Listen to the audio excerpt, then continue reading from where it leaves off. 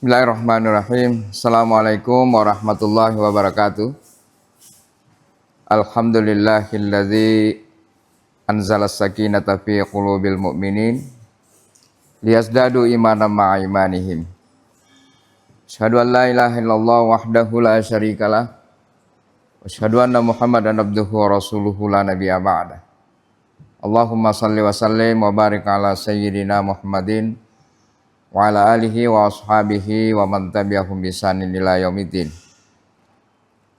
Qala Allah Ta'ala fil Qur'anil Karim, a'udzu billahi minasy syaithanir rajim. Bismillahirrahmanirrahim. Syahrul Ramadan allazi unzila fihi al-Qur'an hudal linnasi wa bayyinatin minal huda wal furqan. Wa qala aidan qad aflaha man zakkaha wa qad khaba man dasaha. Shadaqallahul azim. Kaum muslimin dan muslimat, pemirsa Borneo TV yang dirahmati Allah Subhanahu wa taala. Alhamdulillah, mari kita tak henti-hentinya untuk bersyukur kepada Allah Subhanahu wa taala. Khususnya pada bulan suci Ramadan ini Allah melimpahkan kepada kita begitu banyak nikmat-Nya. Nikmat berupa hidayah dan petunjuk dari Allah Subhanahu wa taala. Kita diberi kekuatan dan kesehatan sehingga masih dapat menunaikan ibadah shaum, ibadah puasa. Mudah-mudahan kita dapat tuntaskan selama sebulan ini. Hari ini kita sudah berada pada hari ke-21 bulan suci Ramadan 1446 Hijriah. Berarti tinggal beberapa hari lagi kita akan merayakan Hari Raya Idul Fitri. Sebuah penantian yang sangat dinantikan oleh orang-orang yang berpuasa karena menjadi sebuah momen yang memang sangat dinantikan dan begitu indah, apalagi dibaluti dengan keimanan setelah sebulan lamanya menjalankan ibadah puasa dengan ibadah-ibadah penyerta lainnya, sehingga pada hari itu layak untuk merayakan Idul Fitri dan tentu telah meraih sebuah predikat yang mulia, yakni ketakwaan kepada Allah Subhanahu wa taala. Sebagaimana maklumat dari Allah Subhanahu wa taala, ya ayyuhalladzina amanu kutiba alaikumusiyam kama kutiba alal ladzina min qablikum la'allakum tattaqun. Wahai orang-orang yang beriman, telah diwajibkan kepada kalian berpuasa sebagaimana telah diwajibkan kepada orang-orang sebelum kalian, la'allakum tattaqun, agar kau mendapatkan posisi atau predikat sebagai orang yang bertakwa. Nah, predikat takwa inilah merupakan predikat mulia dari Allah Subhanahu wa taala. Sebagaimana yang dijelaskan di dalam ayat yang lain, inna akramakum indallahi atqakum. Sesungguhnya yang paling mulia di sisi Allah adalah orang-orang yang bertakwa.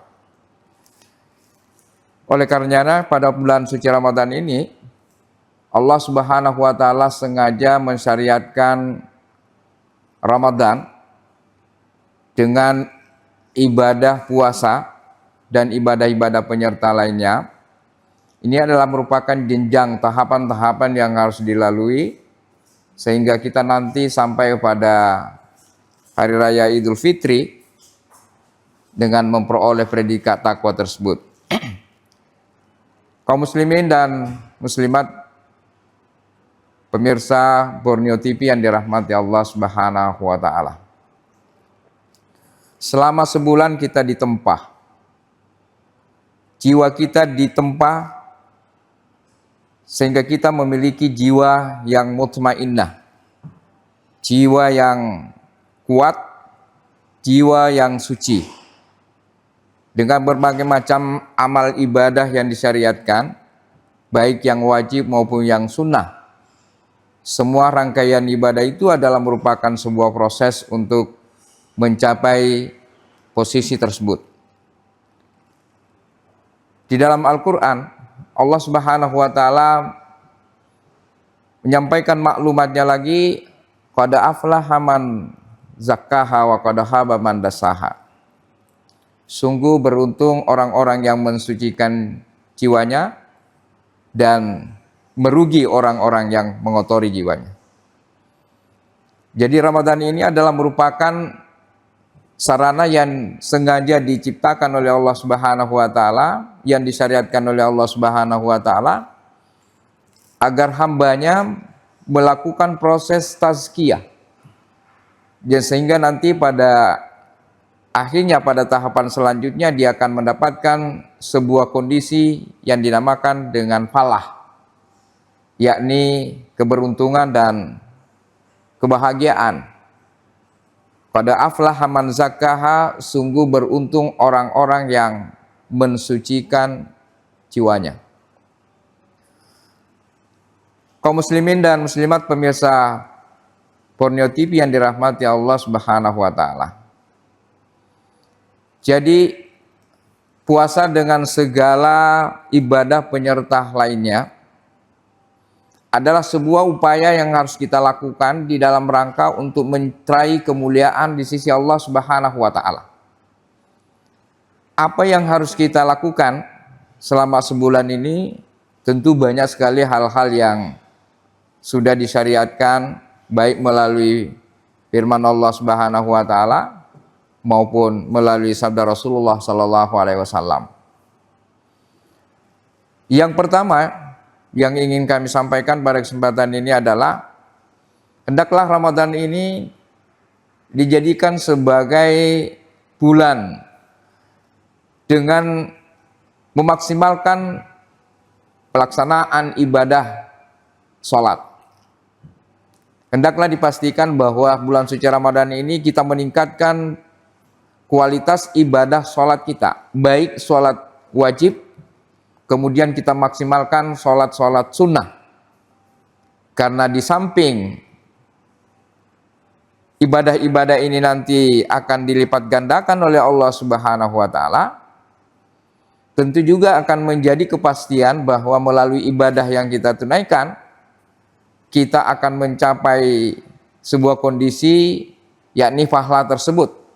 Artinya orang-orang yang melakukan ibadah tersebut diharapkan menjadi jiwanya menjadi tenang, karena dengan jiwa yang tenang itu akan merasakan bagaimana indahnya hidup di dunia ini. Allah Subhanahu wa Ta'ala mengingatkan kita di dalam Al-Quran, wa aqimis sholata li zikri, dirikanlah sholat untuk mengingat aku, ala bizikrillahi tatmainnul qulub, karena dengan mengingat aku maka hati menjadi tenang. Kalau hati kita menjadi tenang, maka tentu kita akan merasakan kedamaian, keamanan, dan begitu banyak hal-hal lain, kebahagiaan dan seterusnya yang dibutuhkan di dalam menjalani kehidupan ini. Maka oleh karenanya, tentu diharapkan kepada kita semua kaum muslimin dan muslimat agar ibadah sholat kita tingkatkan kualitasnya. Kalau tadi masih ada kebiasaan kita untuk menunaikan sholat sendirian di rumah, maka mari kita bergeser untuk kita bisa melaksanakan sholat berjamaah di masjid. Karena pahalanya di samping pahala jamaahnya sudah ditetapkan 20 derajat dibanding dengan sholat sendirian, apatah lagi ditambah dengan pahala pelaksanaannya dilaksanakan di bulan suci Ramadan, akan ditambah lagi pahalanya semakin banyak. Ditambah dengan bagaimana kita bisa menutupi kekurangan-kekurangan sholat fardu kita dengan sholat-sholat sunnah. Sholat rawatib, baik sebelum maupun sesudah sholat fardu. Kemudian jangan lupa yang tak kalah pentingnya bahwa puasa Ramadan ini juga dikaitkan dengan satu ibadah sholat sunnah, yakni sholat sunnah tarawih. Jadi Rasulullah mengingatkan kepada kita, man qama ramadhana imanan wahtisaban ghufira lahu ma taqaddama min dzanbi. Bahwa siapa yang mendirikan sholat tarawih, sholat malam pada malam bulan suci Ramadan, maka dijamin dengan ampunan pahala berupa ampunan dosa dari Allah Subhanahu wa taala. Maka sungguh beruntung bagi kita yang sudah bisa menunaikan ibadah-ibadah sholat malam, meskipun mungkin kondisi kita dalam keadaan lelah, letih jasmani, tetapi kita pastikan bahwa jiwa kita semakin kuat dengan ibadah puasa yang kita tunaikan. Karena Allah memang sengaja mensyariatkan ibadah puasa itu sebagai bagian untuk pembentukan jiwa-jiwa hambanya yang kuat. Karena dengan jiwa yang kuat itu, maka diharapkan akan dapat menjalani kehidupan ini dalam segala kondisi. Ketika dia diberi nikmat, maka dia cepat bersyukur.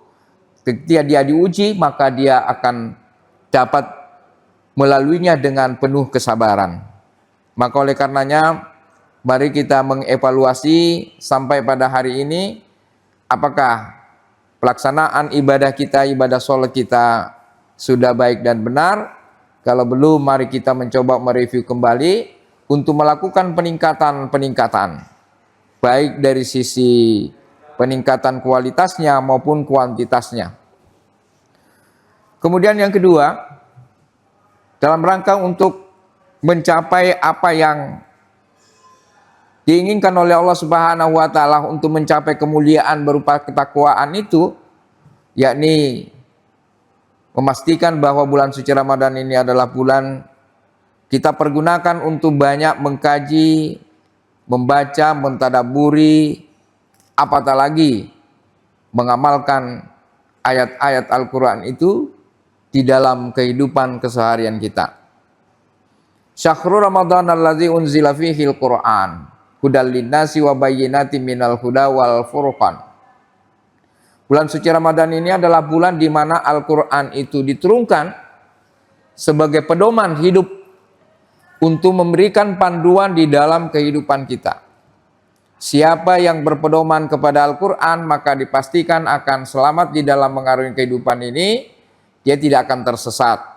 Sehingga sekali lagi bahwa ia akan mencapai suatu kondisi, akan meraih kemuliaan di sisi Allah Subhanahu wa taala. Kemudian pada ayat lain Allah memberikan penjelasan pada surah Al-Alaq ayat 1 sampai dan 5, di mana ayat yang pertama diturunkan. Iqra bismi rabbikal ladzi khalaq, khalaqal insana min 'alaq, iqra wa rabbukal akram, alladzi 'allama bil qalam. Ada perintah. Ayat yang pertama turun adalah perintah untuk membaca. Apatah lagi membaca Al-Quran pada bulan suci Ramadan ini luar biasa pahalanya di sisi Allah Subhanahu wa taala.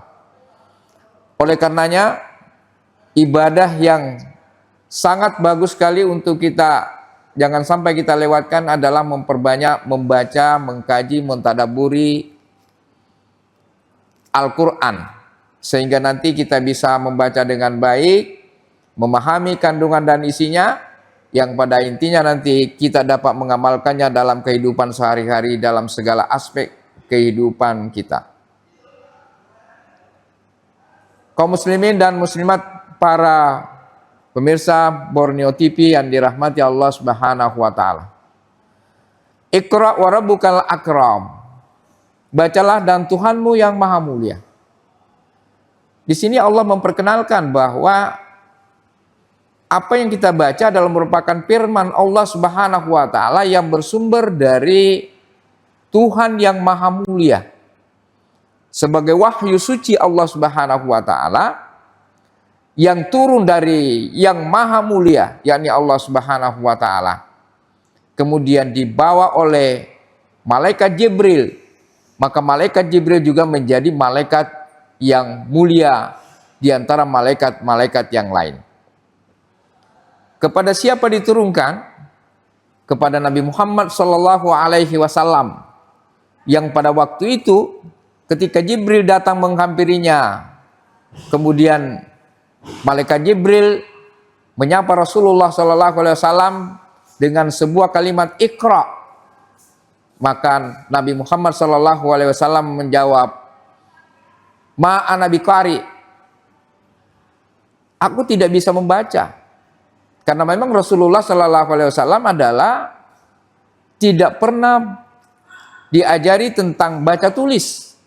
Sehingga ketika disampaikan ayat pertama itu yang dibawa oleh malaikat Jibril, maka beliau menjawabnya dengan perkataan, "Ma ana biqari." Aku tidak bisa membaca. Kemudian malaikat Jibril menuntun. Itulah ayat pertama yang diturunkan oleh Allah Subhanahu wa taala yang dibawa oleh malaikat Jibril kepada Rasulullah sallallahu alaihi wasallam sebagai ayat yang mulia, malaikat yang mulia, dan pada akhirnya juga Nabi Muhammad sallallahu alaihi wasallam menjadi manusia mulia, nabi yang termulia yang pernah diutus oleh Allah Subhanahu wa taala ke muka bumi ini. Kemudian di mana Al-Qur'an itu diturunkan? Sebagaimana kita ketahui bahwa Al-Quran itu diturunkan di dua tempat, yakni periode awal, periode Makkiyah, diturunkan di Mekah, di mana kondisi masyarakat pada waktu itu adalah terkenal dengan gelar sebagai masyarakat jahiliyah. Di sana semua kebodohan sudah ada, kejahilian sudah ada, semua kebejatan sudah ada pada masyarakat jahiliyah pada waktu itu, sebelum Al-Quran itu diturunkan. Jadi selama kurang lebih 13 tahun Al-Quran itu diturunkan di Mekah, kemudian selanjutnya 10 tahun diturunkan di Madinah, yang pada akhirnya menjadi kota Mekah dan kota Madinah sebagai tempat di mana Al-Quran itu diturunkan, menjadi tempat yang mulia. Al-Makkah Al-Mukarramah dan Al-Madinatul Munawwarah. Sehingga siapapun yang pernah berkunjung ke sana, dia akan merasakan bagaimana indahnya, bagaimana nikmatnya kita berada di kota suci Mekah itu. Sebagai akibat bahwa tempat diturunkannya Al-Quran itu membawa konsekuensi menjadi tempat yang mulia.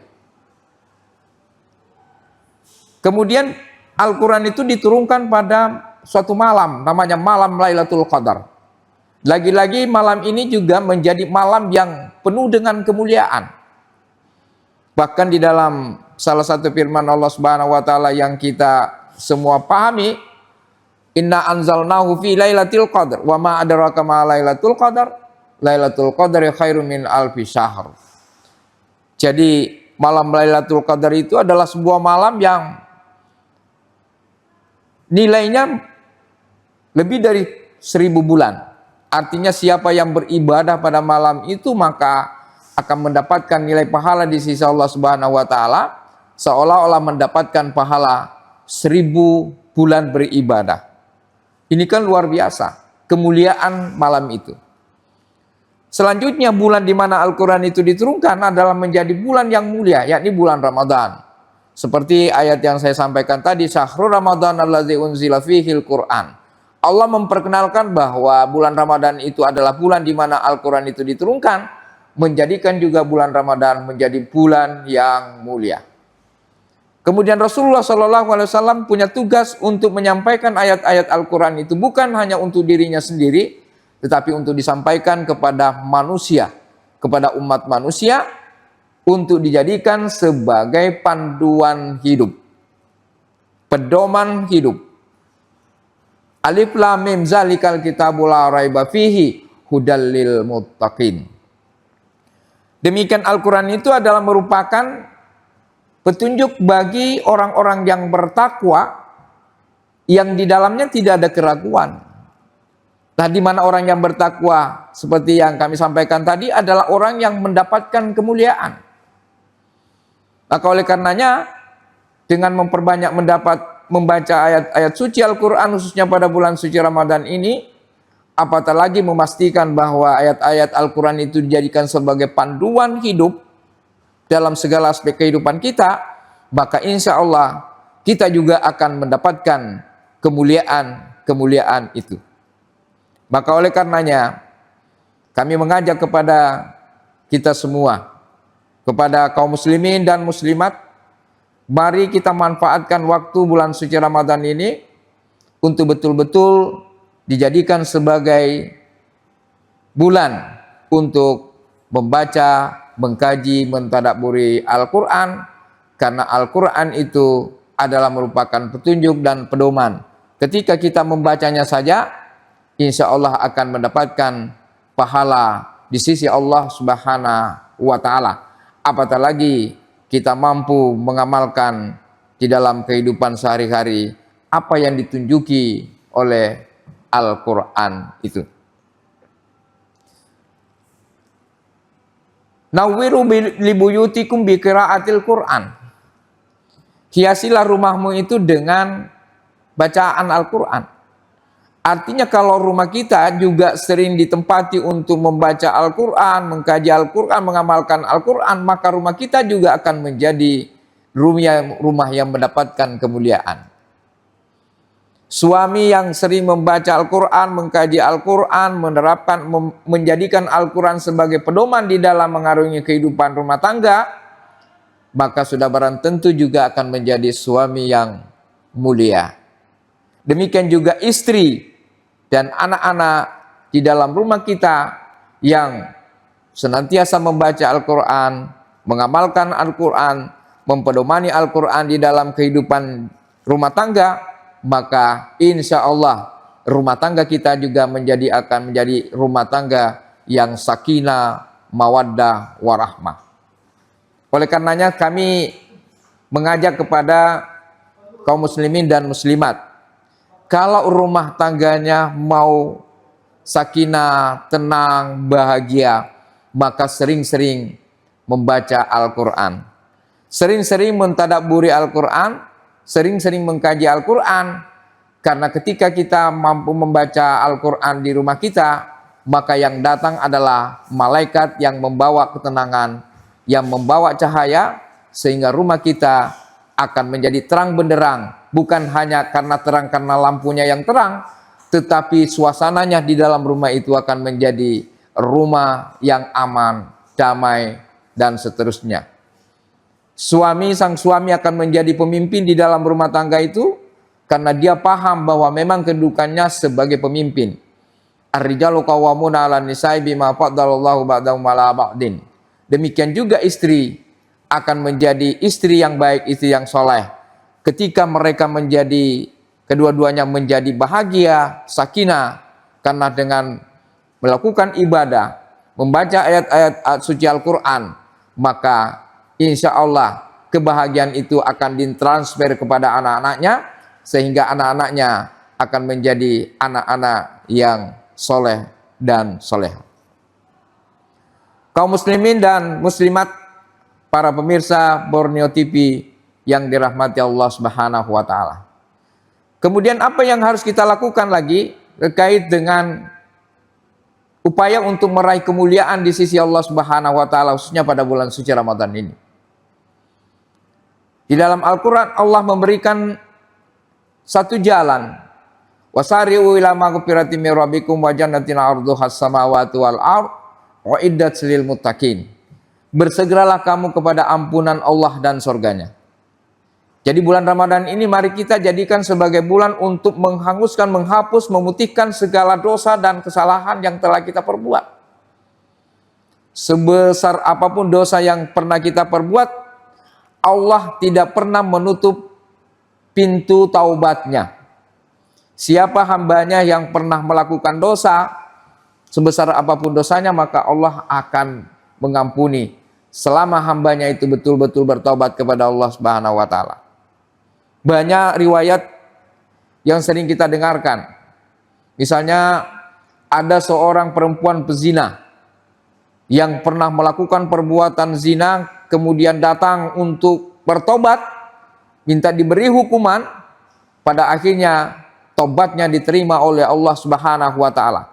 Padahal kita sering mendengarkan dan sering membaca bahwa perbuatan zina itu adalah merupakan sebuah dosa yang sangat besar sekali. Kemudian ada riwayat ada orang yang telah melakukan pembunuhan, begitu banyak orang yang dibunuh. Ketika dia datang untuk bertobat kepada Allah Subhanahu wa Ta'ala atas segala perilakunya, maka Allah memberikan jalan, membukakan jalan, dan Allah menerima tobatnya. Mudah-mudahan kita semua, karena kita semua ini adalah hamba Allah yang tentu harus kita sadari bahwa kita seringkali melakukan perbuatan-perbuatan dosa dan kesalahan. Tidak ada di antara kita yang suci dari dosa itu. Semua kita pasti melakukan kesalahan-kesalahan. Mata kita mungkin sering melihat hal-hal yang tidak pantas, telinga kita mungkin sering mendengarkan hal-hal yang tidak pantas, mulut kita, lidah kita mungkin sering mengucapkan hal-hal yang tidak pantas. Semuanya itu adalah potensi untuk melahirkan dosa dan kesalahan. Anehnya dan uniknya, Allah Subhanahu wa Ta'ala sudah tahu bahwa kita adalah hambanya yang sudah banyak melakukan dosa, tetapi masih mengajak kepada kita, wasari'u ila maghfiratin min rabbikum wa jannah. Bersegeralah kamu kepada ampunan Allah. Di dalam bulan suci Ramadan ini, Rasulullah menguatkan dalam salah satu sabdanya, man shoma ramadhana imanan wahtisaban ghufira lahu ma taqaddama min dzanbi. Siapa yang berpuasa pada bulan suci Ramadan dalam keadaan penuh keimanan dan kesungguhan, maka ada jaminan diampuni segala dosa-dosanya yang telah dilakukan. Ini adalah merupakan sebuah nikmat yang luar biasa dari Allah Subhanahu wa Ta'ala, sehingga ketika dosa-dosa kita sudah terampuni, maka kita kembali menjadi manusia yang suci, menjadi fitrah, dan pada akhirnya nanti maka memang layak untuk merayakan hari Idul Fitri, hari kembalinya kita kepada kesucian, kepada fitrah, karena kita telah melakukan begitu banyak perbuatan-perbuatan kebajikan. Sholat kita sempurnakan dengan sebaik-baiknya, puasa kita lakukan dengan sebaik-baiknya. Kalaulah kita mungkin merasa khawatir kalau saja satu teguk air saja kita khawatir bisa membatalkan puasa kita, maka bagaimana kita tidak takut kalau kita mungkin terbiasa memakan makanan yang haram di luar bulan suci Ramadan, atau mungkin bisa jadi kita mungkin sering mendapatkan sesuatu yang kita usahakan itu di luar daripada perintah Allah Subhanahu wa Ta'ala, bahkan melanggar larangan-larangan Allah Subhanahu wa Ta'ala. Kemudian selanjutnya, siapa orang yang bertakwa itu dalam lanjutan ayat tersebut, alladzina yunfikuna fis sarra wa dharra, yakni orang-orang yang menafkahkan sebagian rezeki yang diberikan oleh Allah Subhanahu wa Ta'ala kepadanya dalam keadaan sempit maupun dalam keadaan lapang. Jadi Ramadan ini adalah merupakan bulan di mana banyak orang-orang yang berbondong-bondong untuk menginfakkan hartanya. Ini luar biasa, karena memang Ramadan ini, kalaulah dosa-dosa kita dengan Allah Subhanahu wa Ta'ala mungkin begitu mudah diampuni, sehingga hubungan kita dengan Allah bisa terjalin dengan baik melalui ibadah-ibadah mahdhah. Tetapi bagaimana kita juga memastikan bahwa bukan hanya hubungan kita dengan Allah kita perbaiki pada bulan suci Ramadan ini, tetapi bagaimana kita memastikan kita juga menjadi hamba Allah yang senantiasa mempererat hubungan dengan sesama manusia, sesama kaum muslimin, sehingga di dalam menjalani ibadah-ibadah Ramadan ini betul-betul hubungan kita dengan Allah terjalin dengan baik, dan hubungan kita dengan sesama manusia juga terjalin dengan baik, ditandai dengan apa? Kita berinfak, bersedekah, mengeluarkan zakat fitrah, dan seterusnya. Bahkan bulan suci Ramadan ini betul-betul kita lihat indahnya adalah begitu banyak orang yang mau berbagi. Di jalan-jalan, di pinggir jalan, banyak sekali saudara-saudara kita. Ini adalah merupakan sebuah proses kesadaran bahwa betapa pentingnya menjalin hubungan dengan sesama manusia dengan berbagi. Jangan pernah kita ragu, apa yang kita berikan kepada orang lain, maka Allah akan menggantikan dengan ganti yang lebih baik dan lebih banyak. Dengan cara seperti itu, dengan apa yang kita lakukan dalam bulan suci Ramadan ini, adalah merupakan proses tazkiyah untuk meraih sebuah posisi namanya pahala beruntung, dan pada akhirnya kita akan meraih ketakwaan sebagai posisi puncak. Dan insya Allah ketika kita sudah meraih posisi puncak itu, maka insya Allah kita akan mendapatkan kemuliaan di sisi Allah Subhanahu wa Ta'ala. Sekali lagi, mari kita memanfaatkan sisa-sisa Ramadan pada bulan suci Ramadan tahun 1446 Hijriah ini untuk memaksimalkan peningkatan kualitas ibadah kita, sehingga pada akhirnya nanti peningkatan kualitas ketakwaan kita kepada Allah Subhanahu wa Ta'ala, sehingga insya Allah kita akan layak untuk beridul fitri karena kita sudah suci, kita kembali kepada kesucian. Mudah-mudahan Allah Subhanahu wa Ta'ala senantiasa memberikan kepada kita kekuatan dan kesehatan serta petunjuknya, sehingga kita menjadi hamba Allah yang beruntung. Demikian, lebih dan kurangnya mohon dimaafkan. Kami akhiri, billahi taufik wal hidayah. Assalamualaikum warahmatullahi wabarakatuh.